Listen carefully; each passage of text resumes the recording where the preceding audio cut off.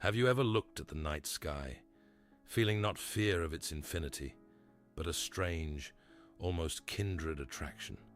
Imagine the cockpit of an old 1920s mailplane. All around you is only the roar of the engine, the smell of gasoline, and the absolute, tangible darkness over the Sahara. You have no radars, no GPS, only the trembling needle of a compass and stars that seem closer than the lights of distant cities. In this loneliness, at an altitude of several thousand meters, a man was born who taught the world to see with the heart. Antoine de Saint-Exupéry was not just a writer who loved to fly. He was a pilot who could not help but write, because the sky revealed truths to him that were inaccessible on Earth. We are used to seeing his portrait on banknotes or the covers of children's fairy tales, but the real Saint X, as his friends called him, was woven of contradictions. Tall, clumsy, with eternally disheveled hair and a gaze fixed somewhere beyond the horizon, he seemed like an alien in the world of earthly vanity. His career began with the Aéropostale company, when aviation was not a comfortable journey, but a daily gamble with death.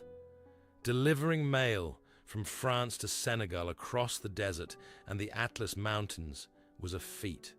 Exupéry lived in iron shacks among the sands, negotiated with bellicose Moorish tribes, and pulled friends from crashed planes. For him, flight was not a technical process, but a spiritual act. There, in the thin air, social masks vanished, and only the man remained, alone with the elements and his conscience. But behind this heroic facade lay a deep, almost childlike vulnerability. The Sahara gave him not only stories for books, but an encounter with himself. Once, his plane crashed in the Libyan desert.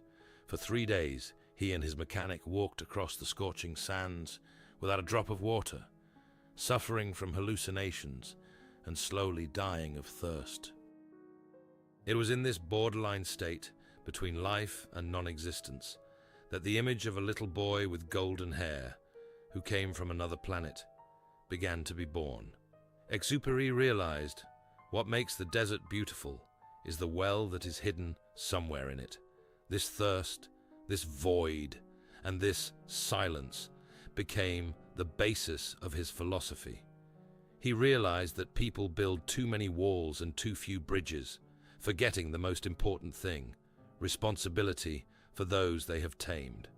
When World War II began, Exupéry was already in his 40s. Old injuries were taking their toll. Doctors forbade him to fly, and friends begged him to stay safe in the USA. He could have lived out his days quietly as a famous writer, sipping wine on New York terraces. But for him, it was equivalent to death. "I cannot remain on the sidelines when my brothers are being killed," he said.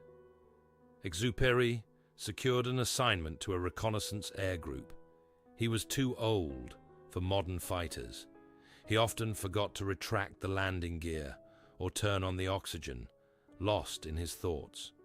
He was considered a strange, almost saintly madman. He flew over occupied France, taking pictures of enemy positions, knowing that the chances of returning were smaller every time. His last flight took place on July 31st, 1944. He took off from an airfield in Corsica and simply vanished. There were no cries for help over the radio, no wreckage found in the immediate aftermath. Decades later, his disappearance was still shrouded in mystery.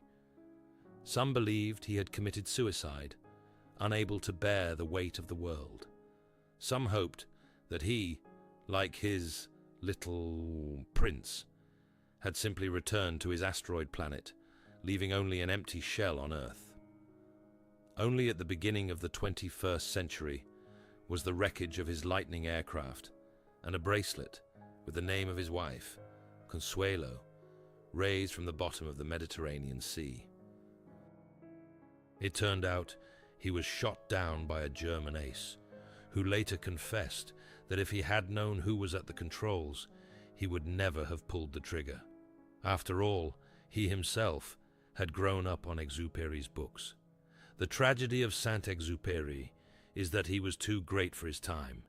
He saw the world not as a map divided by borders, but as a single ship where we are all passengers and crew. He went into the sky he loved so much, leaving us a reminder: one sees clearly only with the heart. Anything essential is invisible to the eyes. Today, when we look at the stars, we want to believe that somewhere out there, among millions of worlds, one little boy is still laughing and looking after his rose. And as long as we remember this, there will always be hope of finding a living spring in our own desert.